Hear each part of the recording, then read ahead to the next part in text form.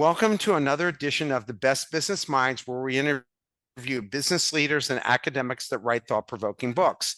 I'm Marc Kramer, a serial entrepreneur who consults with family businesses and entrepreneurs, and currently I'm teaching entrepreneurship at Vinh University in Hanoi, Vietnam. Today's guest is Sharon Darmody, author of the book Work Your Magic, Create a Better Business Community That Works for Everyone, which I think is so important. I really enjoyed this book. Sharon, welcome. It's great to be here. Thanks so much for having me on, Mark. Well, it's a pleasure to have you here as well. So, first of all, why don't you start off by telling us how you got to where you are professionally? Well, there's a long story now. I started in occupational rehab over 25 years ago. I have always thought we spend a lot of time at work, and if you can make that a little bit better, then then it's a good day's work. Um, but so I guess when I originally started, 25 years ago, we would really like people would go off work and we would try and bring them back in. Whereas I think what's kept me in the occupational rehab area for so long is that, we have tried to go upstream and stop people going off work and keeping people well at work. So I guess and I started my business 20 years ago. So that's been my focus, as I say, to keep people engaged and happy at work. Well, and people are feeling an enormous amount of stress. So I understand that, how people are feeling, especially all over the world, because first of all, people are trying to find work-life balance. And Mm. second, you're not just competing with the people in just your own geographic area, you're now competing on a global basis. And every company is looking to create as much revenue as they can because the competition's so hot.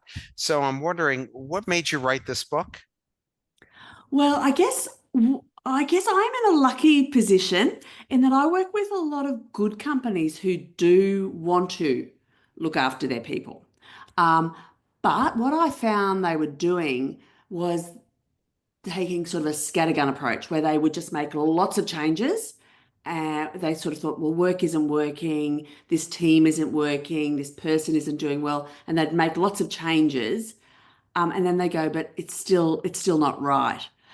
So I sort of thought I went back and go, well, look, what do I think are the five pillars that really drive a healthy workplace, and get people to go back and go, well, where is the gap?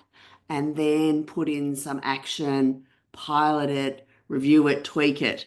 As I say, just that more considered, intentional approach rather than trying lots of things and then wondering why work's still not working. So let's start off with chapter one, understanding the statistics.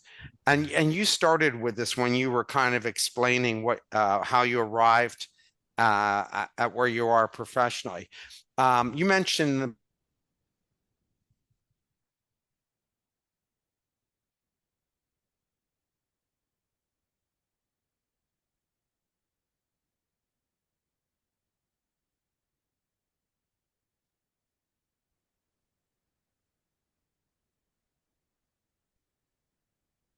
Sorry, Mark, I just lost you there. I didn't hear that question.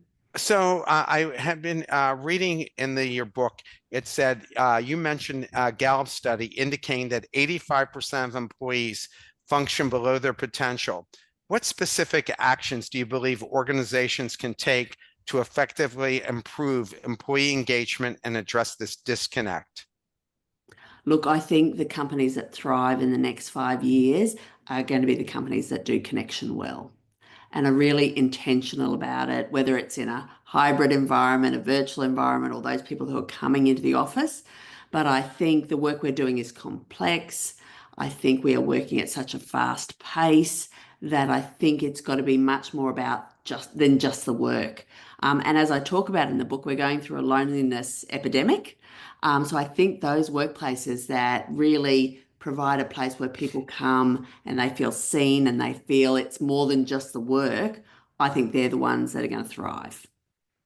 Do you think that companies, I think this way, and I don't know if you agree, but once the pandemic ended, I actually think that they should have said to people, you have to come back in to work because I just don't see, first of all, many people were complaining about being lonely before this happened, the pandemic, and then being isolated. And then on top of that, how do your bosses even get to know you on a day-to-day basis if they're not seeing you? And how do your colleagues Absolutely.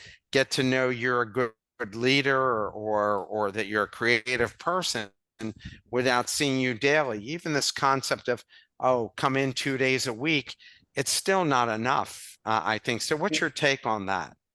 Oh, I couldn't agree with you more. And I think you've noticed a few different points there, like, how do you get ahead? I think even in my own workplace, we've got open plan.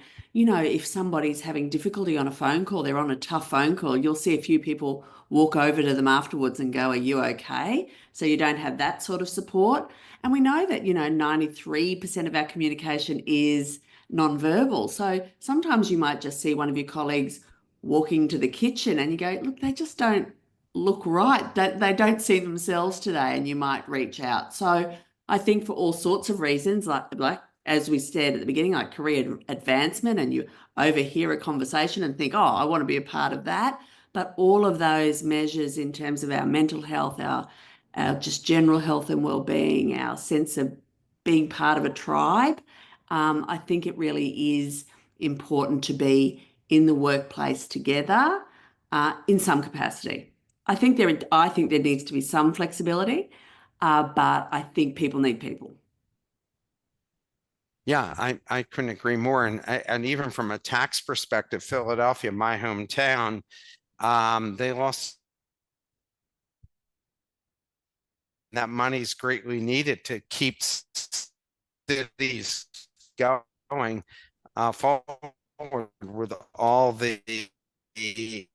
um, all the special needs that like restaurants near all the accounting and law firms were going out of business because there was nobody there to Yes, service. yes, Even the guy absolutely. who cuts my hair ended up retiring early because he said all his clients weren't coming back to the city. So it's a huge problem when we don't have that along with the mental issues. In addressing mental health, in discussing the mental health epidemic, you highlight that many workers experience symptoms like anxiety and burnout. What practices or policies do you recommend implementing in the workplace to create a culture that actively supports mental health? Look, I think there are a number of things we can do, but a few things that I think in terms of even just supporting that connection is really just saying to people right when they start, right at the get-go, saying, "Look, how would I know if you were stressed? What does stress look like for you? Because we're all different." So right from the beginning, you're saying to them, life happens to all of us at some stage, and we're genuinely interested in being available to you if that's happening for you. And then to sort of go on and say, and if you were stressed, what's worked for you in the past? What sort of strategies have you used that have worked for you? So you have a self-care action plan before they even start with you. So I think that, as I say, there are some really individually focused kind of small things that are easy to implement, things you can do. I think what sometimes we do is we do these broad brush programs, teach resilience, whatever it might be, that sort of tick a box, but that individual person doesn't feel heard. Well, and by the way, I want to remind everyone that you'll see me go off and on because I'm in a remote area and I'm having a problem with my internet connection here. So I definitely apologize about that. So, countering loneliness, you know that noted that loneliness is a significant issue even in workplaces where people are physically present. Can you provide examples of initiatives or strategies that successfully fostered meaningful connection among employees? Mm, absolutely. I guess what I really wanted to do when I wrote this book was to provide practical, accessible exercises that you could do tomorrow at your workplace. And this is absolutely one of those. One of the things that I do regularly with groups is listening, reviewing your listening skills. And People love it. And it is the most interesting conversations after the exercises we do where people just listen to other people. Again, we're moving so fast and there are so many distractions in our life. We're really losing that skill. And when we do that exercise afterwards, people, "Oh, I heard so much more. And I wasn't thinking about what I was going to say." And, it really gets people thinking about where we've lost that skill. And if we're going to be available to other people and connect, listening is key. I guess that's why they always say we have two ears and one mouth, right? Yes, absolutely. Yes, that's a good reminder. We should have those posters up on the wall. Balancing technology and work. You refer to the tech epidemic as a two-edged sword. How do you envision organizations achieving a balance between leveraging technology for efficiency while also ensuring it doesn't hinder genuine human connection? By the way, I mean, you see this every day that even when you go to restaurants, and I have to admit, I'm one of those people, my girlfriend and I, we end up like looking at our phones and reading things as opposed to really having conversation. Like when the food comes, then we stop doing that and we talk. But we see people all the time, even when you go to the park and see hundreds of people outside all looking at their phones, not engaging.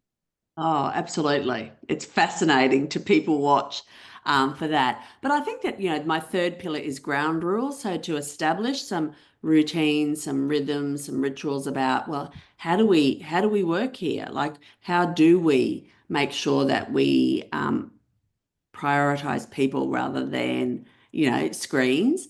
Or even, a great exercise to do in your work group would be to have a read along to Johann Hari's book. So you've got that educational component, Stolen Focus, which, I think is compulsory reading if you want to understand what's happening to our concentration and our focus. So at a time when arguably we've got bigger problems than we've ever had before, we're losing our capacity for deep thinking. So I think to do that as a work group, so people understand the impact of that, over attention on screens.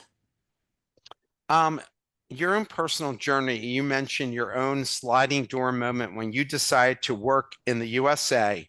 How did this experience shape your understanding of workplace well-being and influence the creation of the Magic Framework? And what's the difference working in the US compared to Australia? Yeah, well, look, I guess the most obvious one is different healthcare systems. So that was interesting for me to sort of look at another healthcare system. But I was very lucky when I worked in Boston. I worked at a facility where I was working with Canadians, with Indians, with there was a fellow from Holland, of course, people from all over America. So that was just a great, because I was fairly new out of university then, such a great first kind of step into my professional life, realizing there's lots of different ways to look at things. So I got to look at, same sort of healthcare, if you like, through a lot of different lenses.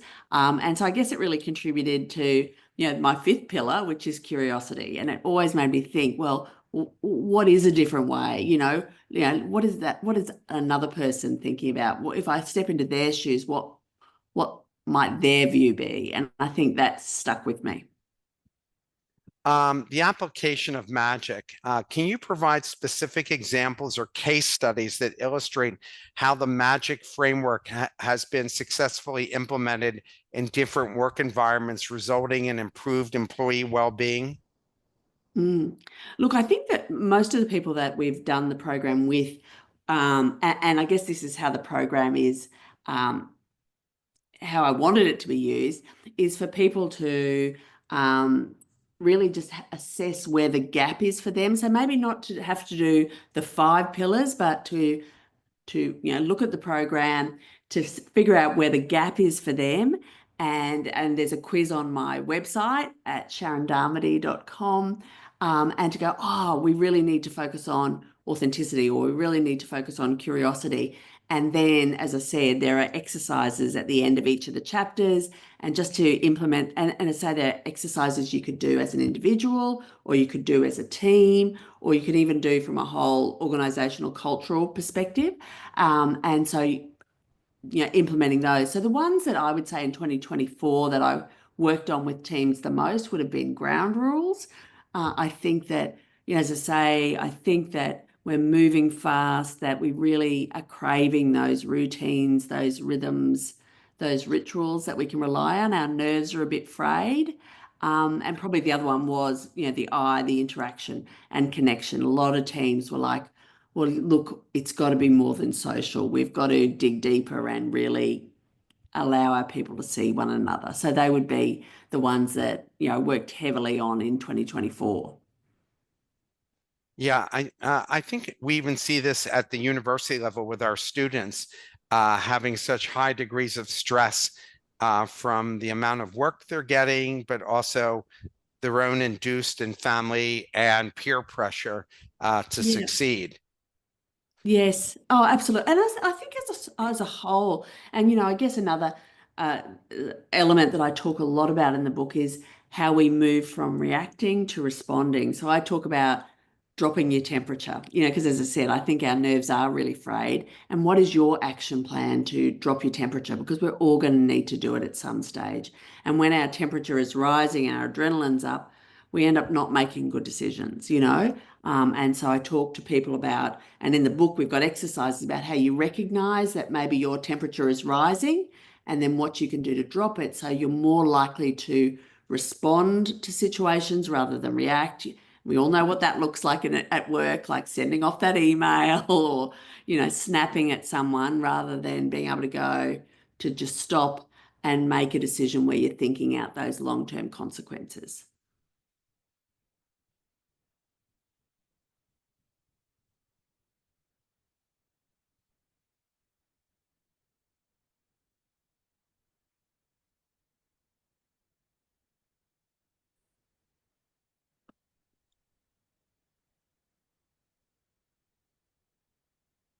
Sorry about that. You can That's hear right. me?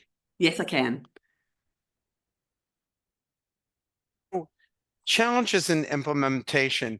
What are your common barriers you encounter when trying to introduce the principles of the Magic Framework in organizations?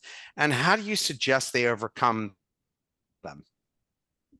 Look, I think my goal for when writing the book was really to have exercises that are very easy to implement. So I think really it's very easy to start and to get things going. The only thing I would say is probably what I mentioned before is that sometimes trying to do too much at once rather than really going, well, where is the gap for us? And we're going to really focus on this area. We're going to do a pilot. We're going to review it at the end of 3 months, see if it needs tweaking or whether actually we've achieved what we wanted to.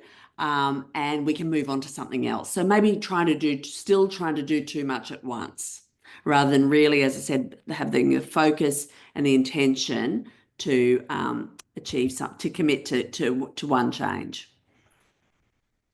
Given the ever-evolving nature of work, especially in reaction to recent global events, how do you envision the Magic Framework adapting to future workplace challenges and trends in the employee well-being? And did you build it to be flexible, knowing that the world changes at such a rapid pace?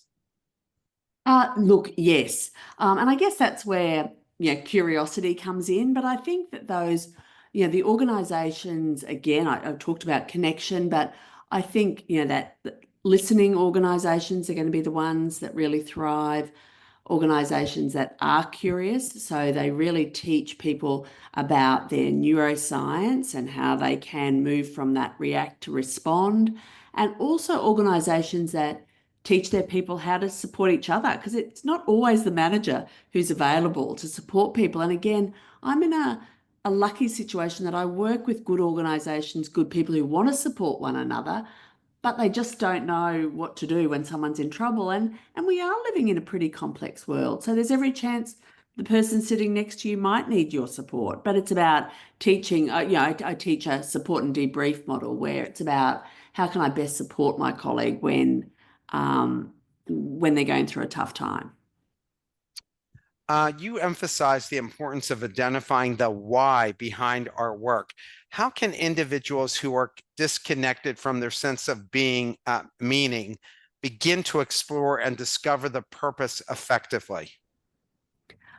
Look, I think people get very overwhelmed sometimes when you hear the word meaning. What's my meaning? But just like anything that's huge, I think you just break it up into manageable components. So even to start with, what does a good project look like? What does a good week look like? What does a good day look like for me? So as I say, if we just drill down and we get some, I talk a lot to my clients a lot about journaling. We just write down what are the things that we're noticing. You might find that a picture comes through that, so it might not be the work, but it might be that you get lots of opportunity for professional development, or you get lots of flexibility, or you actually are really driven by the purpose because you're helping people every day, whatever it might be for you.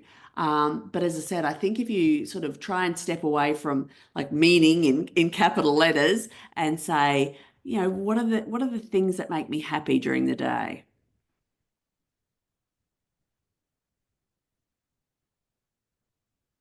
Oh, okay. I wasn't sure if my screen had gone off Sure. when you answered that question.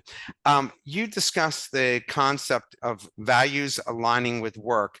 What strategies can teams implement to ensure that their organizational values are generally reflected in daily operations and employee experiences, especially being authentic, which I think is so important to people, but especially young people entering the workforce? Yeah. Oh, look, I think it's about, the days of having the posters of values on the wall, are gone in terms of it.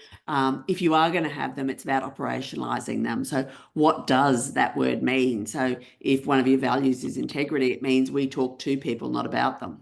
And it is about, bringing it into your staff meeting. So it's not just something that you consider once a year in the planning day, but you have it at your weekly or monthly staff meetings where it's like, well, have we been living our values? And, be open to, yes, when we have been, but also when we haven't been, and having that discussion openly, honestly, authentically.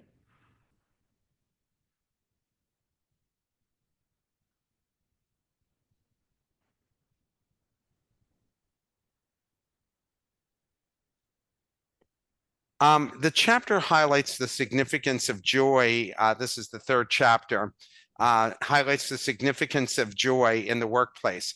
Could you share some specific examples of successful joy programs you've encountered and how they impacted team morale and productivity? Yeah, look, absolutely. This is one that I really love, and um, it was Brene Brown who said that, joy over time fuels resilience. So we talk about resilience all the time and resilience programs. So, it seems like a great way to get to resilience is through joy. But and I think that, again, I've said it repeatedly, we're moving fast. And I work with teams I do a lot of work in social services where people are literally changing people's lives every day. And they sort of move mountains and they achieve this amazing thing, and without even sort of stopping to recognize that they're on to the next thing. So I think it is about stopping and really celebrating our achievements. So I had a team who had painted a road right across one of the main walls in their building, and they had a big project coming up. And at each milestone along the way, they marked it off on this road and they had a celebration. And I think so, not only did they celebrate, but as I said, this was a major thoroughfare in their workplace. They could see every day that they were getting closer to something they were all working very hard at. So I think, as I said, just that stopping and patting yourself on the back has never been more important. How has leadership changed since you entered the workforce? I mean, like, what's the expectation of leaders today? Because really, they're now competing for the best and brightest, not just on a regional basis, but on a global basis. And young people have no qualms quitting jobs today, and even sitting out of the workforce until they find the right thing. So, how Mm. has leadership changed?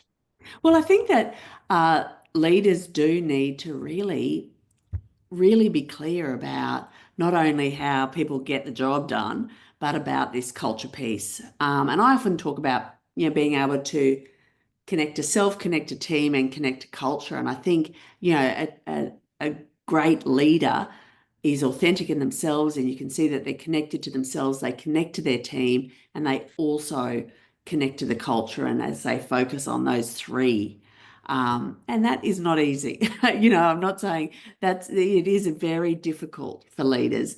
But I think people are wanting authentic leaders as well. Like basically, when I started the in the workplace, I think people wanted their leaders to never make mistakes. Whereas I think people really quite like hearing about when maybe their leader didn't, um, you know, had something go wrong and what they learned from that. Like I think this younger generation are really keen to learn from those mistakes. Whereas I think, probably when I started, they sort of tried to make out they never made a mistake. I have to say that I think people's tolerance for the leaders making mistakes has gotten greater. Yes. And they want people to be real. I actually did a TEDx talk on authenticity, and I was selected by the students to give this talk because Ah, in my own fantastic. classes, and I teach entrepreneurship, I talk about all the many, many mistakes I've made and still make, even at age Yes. 63. And they tell me that that really means a lot to them, that I actually still make mistakes at 63. They said that actually reduces the stress level for them, knowing that the concept of making mistakes is going to be with them the rest of their life, that there's never going to be a time, no matter how experienced they are, that they're not going to be making them, and they can't be so hard on themselves. Oh, yeah, I think that's an incredible gift to give young people, just to know that, as I say, we're all still making mistakes. And as I say, I think that the good leaders are doing that, are having those sorts of conversations.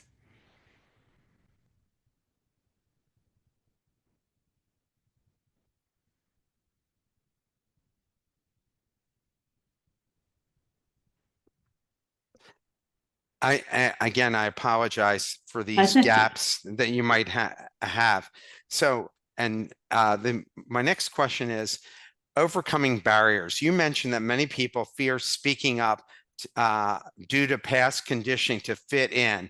What specific strategies can teams implement to create an environment where individuals feel truly safe and encouraged to express their authentic selves? And does that include authentic selves in the professional way, or does that also include their politics? And should they leave that out of work, or is that all right to discuss in work as well? Mm. Well, I think that's interesting and probably very different between workplaces. So there's that element of it, which I think, I mean, I think that's something you could have a conversation with about your ground rules about the workplace and, what's going to work for your workplace around that and make it really clear for people. I think where it's fuzzy and people don't know what they're doing, that makes it even more difficult. But in terms of having a voice, I think, as I say, I think we've all been in meetings where was only the loudest people that got heard. So I think even just to start off and sort of have a space in your meeting where everyone gets a chance to speak. So you might go around at the beginning and just from 0 to 10 say, how's your week traveling and why? So someone's a 3, someone's a 7, or the highs and lows of the week, or, tell us something joyful that happened this week. But everyone speaks right at the beginning. And I think that then encourages people to know that, the workplace actually does want to hear their voice. So I think there are small things like that that can make a big difference. So if you're doing that regularly, it's a consistent ground rule, then people who maybe didn't feel safe to speak up, they're doing it regularly, they're potentially more likely to jump in. How do you see the relationship between self-compassion and authenticity? Can you share any techniques or practices that can foster kindness toward oneself to help individuals be more authentic? Yes, yeah. Look, I'm a huge fan of Kristen Neff's work, I've been lucky enough to do some workshops with her.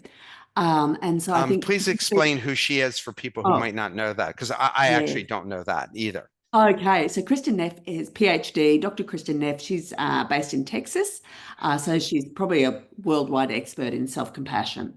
And she's got lots of free resources available on her website, so well worth looking into. But just to even be aware of our self-talk, because we think about if someone else was shouting at us and criticizing us, but often, the person who is hardest on us is ourselves, and it's hard to escape our own mind. So I think to do some education on that, to talk to people about, speak to yourself like you'd speak to a friend, um, just that, and giving people just some of the language, like, when something goes wrong, I did the best I could with the resources I had available at the time.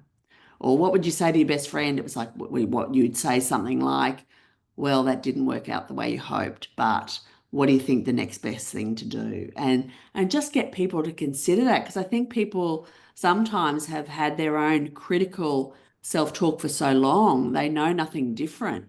And just that idea of speaking them to themselves gently is a completely new concept. And as I say, I do lots of workshops on self-compassion and really probably in the last 5 years, I'd have to say people are really open to it, much more than if I was doing it 10 years ago. People are really open to, treating themselves differently.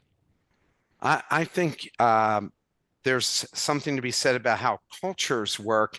So in Asia, where I'm working, I think that to learn that is very critical Yeah. because they're, especially the young people, are way hard on themselves, harder than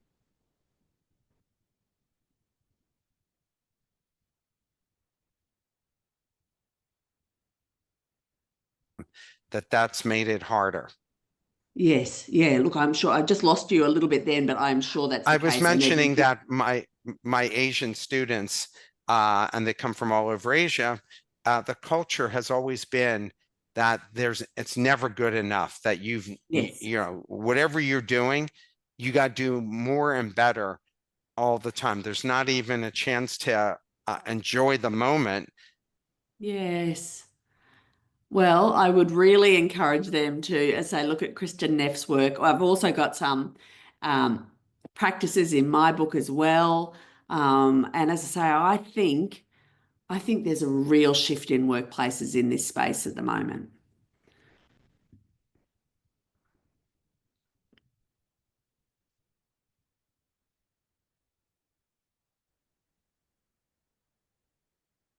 Hi, did you get that last part? I didn't get that. I didn't get that one. I lost you for a minute there. Yeah, so I was just saying that in Asia, there's huge expectations, and hence people are way harder on themselves than they Oh, should be. yes. And Yeah. we're trying to teach them that. How do you change those kinds of cultures and get people to see that, they're doing more damage than good by putting this maybe unnecessary pressure. I mean, you should be doing the best you can do. That's all I tell Mhm. my students. Every day, wake up, give your best effort, and the rest of it's out of your control. Yeah. And I think even as they going back to that education about what happens. So if someone came and like if I shouted at you now, you would be, you'd jump back, you'd be alarmed, your adrenaline would be running.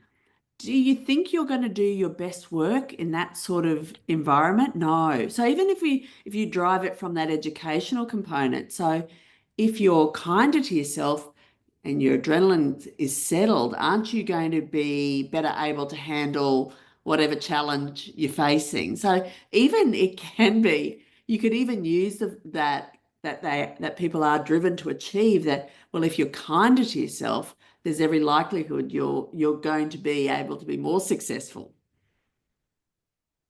Yes. In your experience, what common challenges do organizations face when trying to establish ground rules for communication and conflict management? And how do they overcome these obstacles?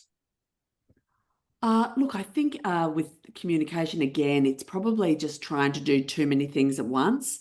And with conflict, it's a head in the sand approach. But, and just that idea that we're all going to get along all the time. And that's just not realistic. We've got people from all different walks of life, and when we bring, I think it's a miracle that we get on for the amount of time that we do. So really to be overt that, conflict is not a bad thing, but it's important that we overt things and talk them through rather than put our head in the sand and pretend they're not happening, because Yeah. that's when it festers.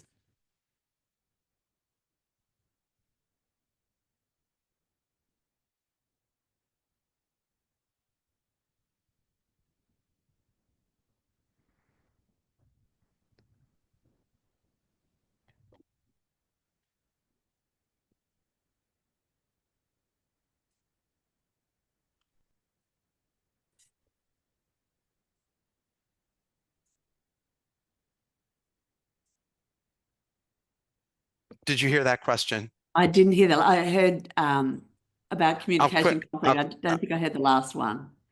Yeah, I will quickly ask it. Uh, how do you recommend handling situations where team members may resist or push back against newly established ground rules, especially when it comes to communication and conflict resolution? Yeah, look, I think, go to the fifth pillar, which is curiosity. I think it's important, we don't want workplaces where it's my way or the highway. So it's important to understand why people are resisting the change. But if you feel that once you've explored that, it is really valid, talk to people about, why you're doing it, and also talk to people about that we're going to, pilot this and, review that, whether it needs tweaking, whether it is the right thing for us. Because of course, I mean, I've owned a business for 20 years. Sometimes we do have to make decisions that are not popular. But I think that, as I say, if you can try and bring people along the way with you, then you're going to have a better result. Can you elaborate on the role of mindfulness in effectively maintaining ground rules within a team, particularly in high stress situations? Yeah. Well, look, mindfulness is just in its simplest form about it gets a bit of a bad rap because it's a bit of a buzzword, but it's just about paying attention. And when we bring our attention into the now, we can, as I talked about before, sort of drop that temperature. Because often, when we're not in the present, we're in the past or the future, and we're often worrying about something that's gone on in the past or worried about something that might happen in the future. Whereas in the present, we're nice and safe. So when we give people those tools to bring their attention into the present, we can help manage that, as I say, that general temperature that we operate in and drop the adrenaline. So I think mindfulness again is gets a bad rap, but is a fantastic tool. And there are lots of easy ways to implement mindfulness. I think some people have ideas of people sitting and meditating, but there are lots of very practical ways you can embed it in your workday that can really support your mental health and well-being. How do you do that if you have a boss like Elon Musk who is driving people so hard? I mean, he's had amazing success, and maybe he's even gotten them to a higher level than they ever expected. But I can't imagine. I can imagine with Sorry, all just the for him and this enormous amount of stress that they're under. So, how do you work for a boss like that? Well, I think you need all the tools that we're talking about then. So it really is about understanding what your ground rules are that keep you stable in that sort of environment. And that's going to be different for all of us. But certainly some sort of practice where you're able to manage that the adrenaline that you'd be running at. Because that over any length of time is the burnout. So it's about understanding, and probably there's a whole set of things that you do at home and at work that allow you to work at that level for who knows how long that you're able to sustain that. In chapter 6, you discuss the importance of bringing our whole selves to work. How can organizations strike a balance between individuals to express their personal identities without compromising their work performance? I think it is really just about allowing people to be seen. And I think probably from when I started work, I think it is a lot more available where people can come in and be themselves. I think you did have to put on a bit of a corporate mask when I started work. But, a great way to do that is like a values exercise where people share their values. I do that regularly with people. And I think that people really, and it's particularly when there's a team that's been working together for a long time and people go, of course that's you. I can see that in you. But as I said, I think people enjoy the stories behind, like this value is important to me because of this reason. This is why this drives me. And I think genuinely these things do take time, but I think that provides that connection that people are after. And you see the person a little bit more. It's not just about what they're doing. You mentioned the concept of superpowers within team members. What strategies do you recommend for managers to effectively identify these superpowers and encourage their employees to leverage them in their roles? Look, again, particularly for a team that has worked together for some time, a great exercise is for everyone to write down what everyone's superpowers are. And you'd be surprised how many times people a number of people write the same one for a member of the group. And again, if you look at that self-compassion piece that we were talking about before, it's so heartening to get all those pieces of paper from your teammates saying, this is what you're really good at. And so I think that's a lovely exercise for when there's a team that knows each other well. There's a great exercise on Martin Seligman's website, which is Signature Strengths, which is a great starter for people to at least open that discussion and say, I've come up with these and do these feel comfortable? I think it's just a good exercise to do for people to overt, this is what I'm really good at. Because as we talked about a moment ago, people can be really critical and really the thing that's front of mind is what they're not doing well.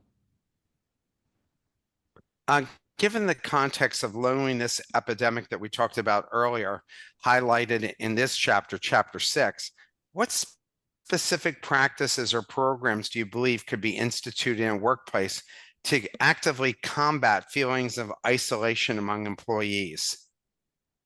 Look, I think again, as I talked about before, I think have a listening culture. I also think to have a framework that is rolled out throughout the company about support and debriefing people. So how do you support your colleague when they're going through a tough time? And I think some people might think that comes naturally, but it really doesn't come naturally to a lot of people. And as I said, there's lots of different frameworks you can use, but I think those organisations that listen to people, support them when they're having a tough time, and then also have some fun together as well, of course, but are really intentional about how they come together to have fun and enjoy each other's company.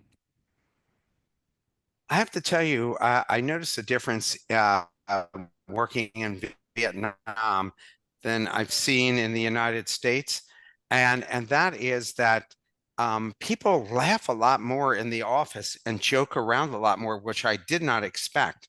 Because in the US, it's Hey, very serious. I mean, you rarely ever hear a lot of laughter in the US, but in the offices I've been in Vietnam, especially at my university, they're constantly joking. They do a lot of lunches together as a whole group. They do teas together in the afternoon where they offer order some snack, and they're working constantly because they work uh, uh, every other Saturday along with the regular work week.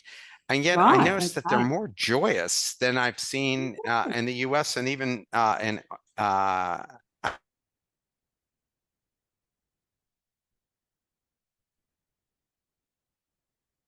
Just lost the end of that, but that's fantastic to hear. And I'm interested in that. yeah. We were saying that, how in Asia, at least in Vietnam, people are so joyous at work, Yeah, and there's constant laughter, banter. Uh, Even the way they decorate their cubicles, there's a lot of stuffed animals in their cubicles and a lot of plants. Oh, as I say, I'm thrilled to hear that. And actually, one of the workplaces that I was just at this week, they really decorate their workplace. And I think, it puts a smile on your face when I walk in. I'm interested to see what they've done. So I've got a workplace that has, this is the wall of why we want to work safely so we can go home. So they'll have their favorite people, their favorite pets, their holidays they've got planned, and they've got that all on a wall. So I think all of that contributes to us, as I said, that a more joyful work environment. Navigating resistance in chapter 7, how can organizations effectively overcome the resistance to curiosity in a workplace culture that might view it as threatening or disruptive? Look, again, I think it sort of comes again back to that educational piece. I think it's really important. And I think people are really wanting to hear more about the neuroscience, understand how their brains work. And I think when we explain to people that sometimes we like to lock in an answer quickly so that we have an answer because we crave control and certainty, and we're not getting a lot of that in the world. But sometimes that answer that we lock in quickly is an answer, and it might be a good answer, but it might not be the best answer. And so people understand that by engaging in a bit of curiosity, they might be able to broaden whatever their solution is and get to something that's not just good, but it's great. And I think when you go behind that and teach people the neuroscience behind that, then they're a little bit more up for it. So, going along those lines, can you elaborate on specific techniques or strategies that facilitate curiosity during conflict resolution? How can team members be encouraged to use these techniques naturally in high pressure situations? Mm. Look, I always talk to people about I say, have a question in your back pocket, because often in intense situations, someone will come at you, and sometimes we're quite sort of shocked by what the information is. And so we might then sort of shoot back. But rather than shooting back with a sort of defensive statement, if we can come back with a question, something like, I didn't see it like that. Oh, that hadn't occurred to me. Could you explain it to me a bit more? What you're thinking? It kind of opens the conversation up and teases it out rather than shuts it down, which is what happens when we become defensive and shoot back when we're feeling threatened.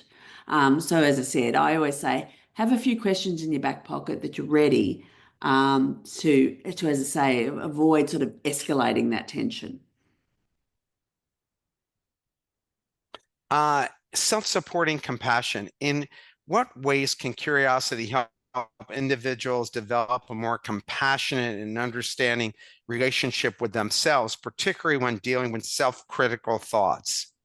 Mm. Well, I think I often encourage people to journal on this one and just to say, write down, am thinking this about myself. Is this true? And when you look at it written down, people go, well, actually, no. Because they might have something awful about themselves that I never achieve anything. And they're like, well, actually, no, because I've achieved this and I've achieved this. And, I did really well at this. So, as I said, just that journaling by visualizing some of the things that thoughts that are ruminating in your head and getting them out of your head and on paper, when you look at them you go, well, no, that's not true. And as I said, hopefully you can be a bit gentler. Um, what specific practices or routines would you recommend for leaders to cultivate a culture of curiosity within their teams, and how can they measure the impact of these initiatives over time? Mm. Well, I think an easy initiative to do is, I always say, just to ask three questions at the end of every sort of big decision. Like questions like, what haven't we thought of? What could go wrong? What haven't we mentioned? What are we nervous about? So, as I say, just to pose three questions at the end, and you can choose which ones best work for you, and you'll be surprised how much it teases the conversation out. And then just to, survey people afterwards and go, well, how do you feel about teasing it out. And for most people, I think they really enjoy it, even though sometimes we like locking something down and ticking that box. Sometimes the tussle of teasing something out and getting to something better, ultimately, you get that greater sense of achievement. I, I wonder how you do this in cultures that usually are not. Oh, I've lost you for a minute. Okay. I'm back. Can you hear me? Hopefully we'll get back on.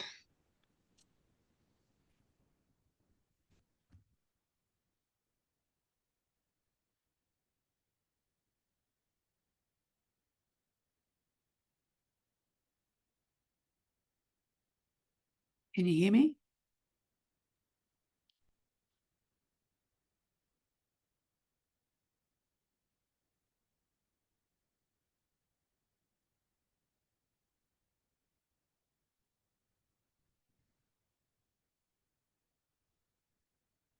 Sorry about that. I was That's great. asking You're back.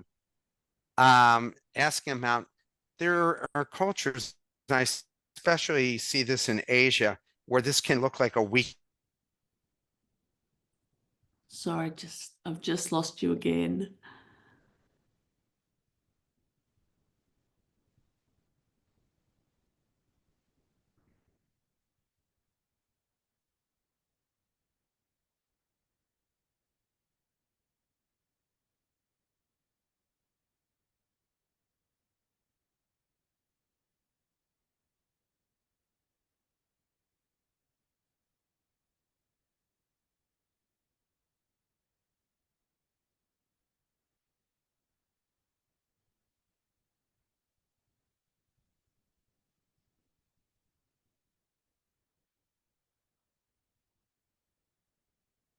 Sorry, I just missed that I question. think it did. Back. I think it didn't. The question I was asking, it kicked me off.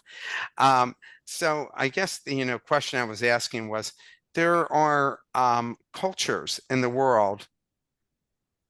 Up, you're frozen again. Oh, Oh damn. no.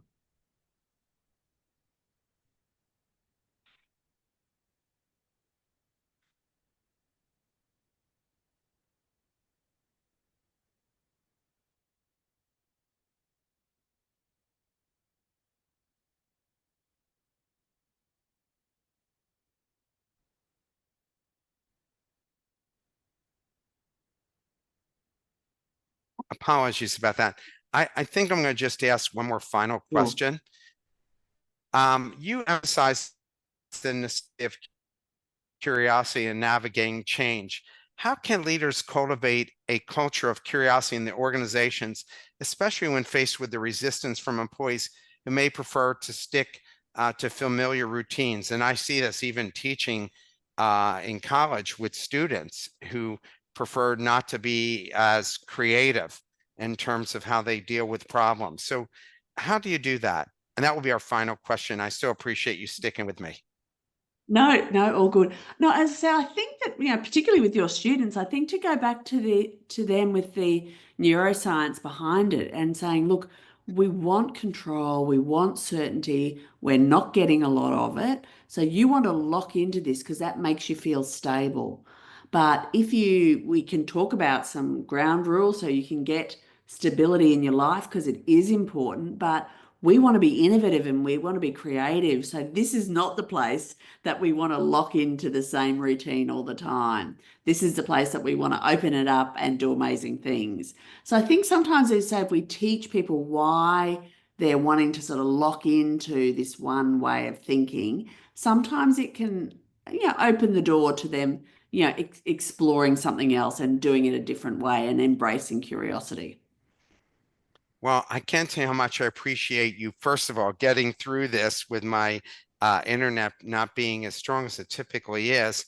And I certainly appreciate your book. And I think it really important for people to read these kinds of books, especially as people feel more and more stressed out and for more and more isolated. Yeah. And that they're all looking for answers, that the answer is not going and drinking yourself into a stupor, Yes. but actually confronting these problems, both as an employee, as a professional, and as leaders.